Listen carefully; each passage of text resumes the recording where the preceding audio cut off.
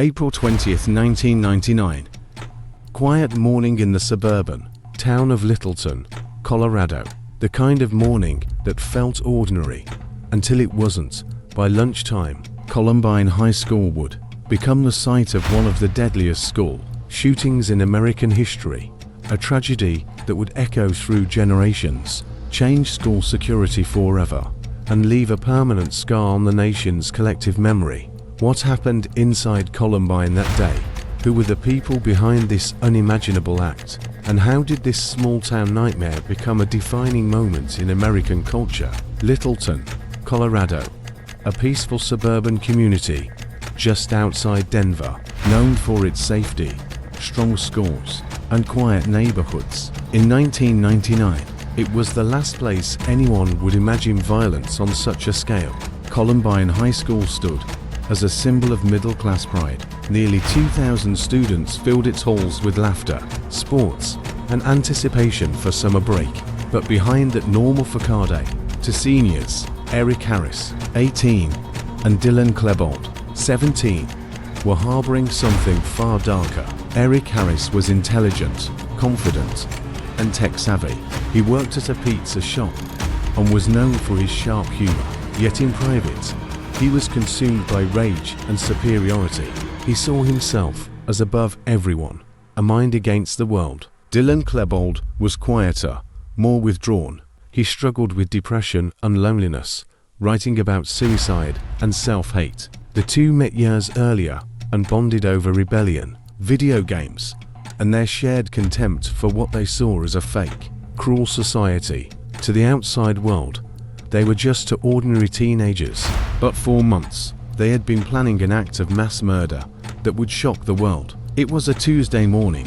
Eric and Dylan left their homes around 11 a.m., each carrying duffel bags filled with shotguns, semi-automatic weapons, and homemade propane bombs. Dressed in long black trench coats, they moved toward their school, determined to make history through blood. At 11:14 a.m., they parked their cars outside Columbine. A few minutes later, they placed a large bombs in the school cafeteria, timed to explode during the busiest lunch hour. If they had detonated, hundreds of students would have died instantly, but the bombs failed.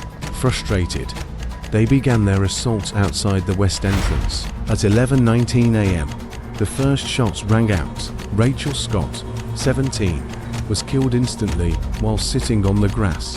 Her friend, Richard Castaldo, was critically wounded. Students screamed and scattered as bullets shattered the calm spring air. Eric and Dylan moved toward the school, firing through windows, doors, and at anyone they saw.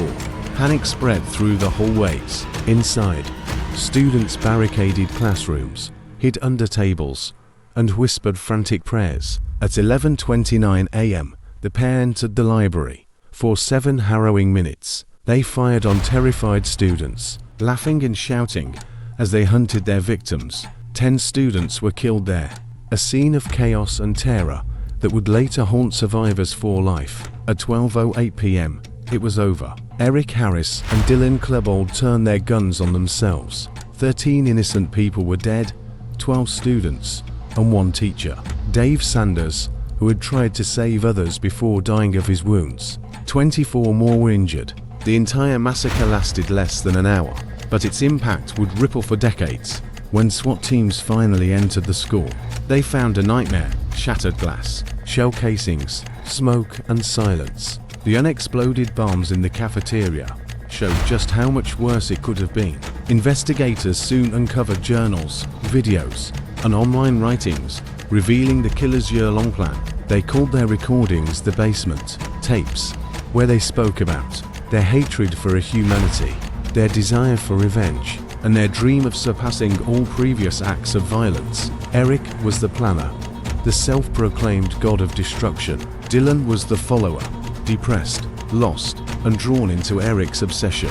Together, they fed each other's darkness. There had been warning signs. Eric had posted violent threats online months before. A local family even reported him to the police. Both boys had been arrested the year prior for theft and vandalism. Yet no one connected the dots. No one imagined the extent of what was coming.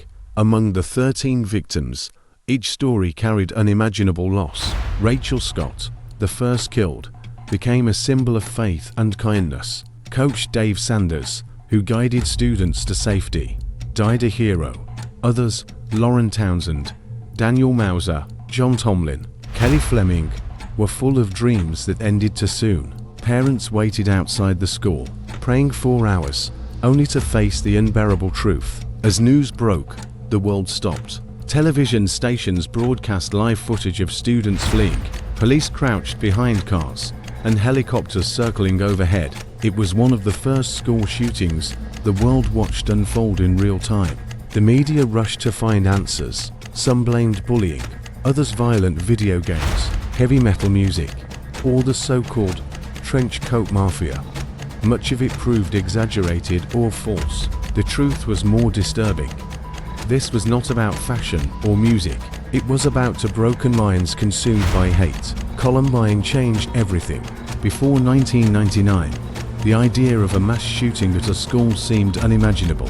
After Columbine, it became a terrifying new reality. Schools across America implemented lockdown drills, metal detectors, and zero-tolerance policies.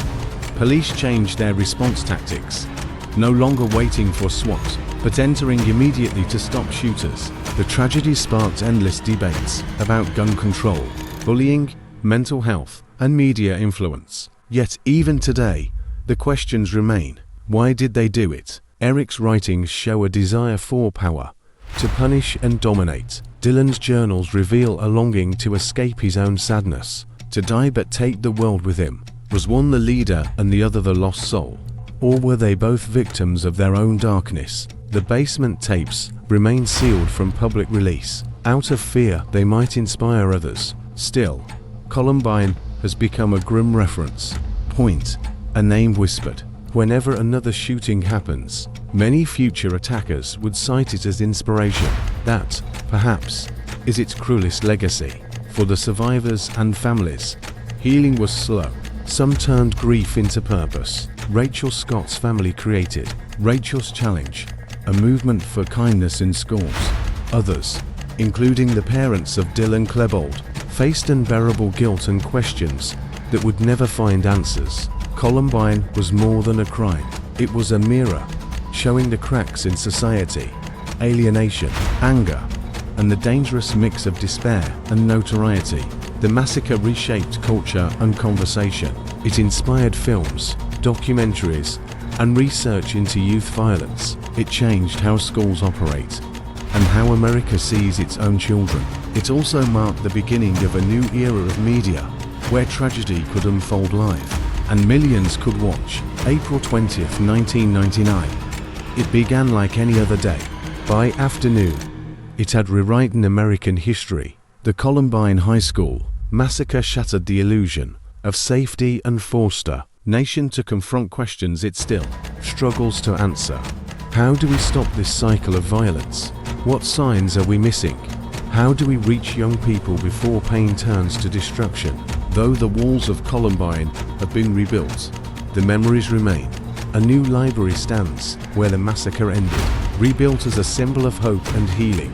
It's called the Hope Library. Perhaps that is where this story truly ends, not in darkness, but in the light that refuses to die. Because if Columbine taught the world anything, it's that even in the deepest pain, humanity still searches for meaning, for change, and for a hope. This was Columbine, the day that changed America forever. This is Crimes Unknown, where cold cases refuse to stay buried. Subscribe and turn on notifications for more haunting mysteries.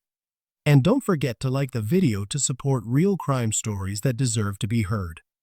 Drop your theories in the comments.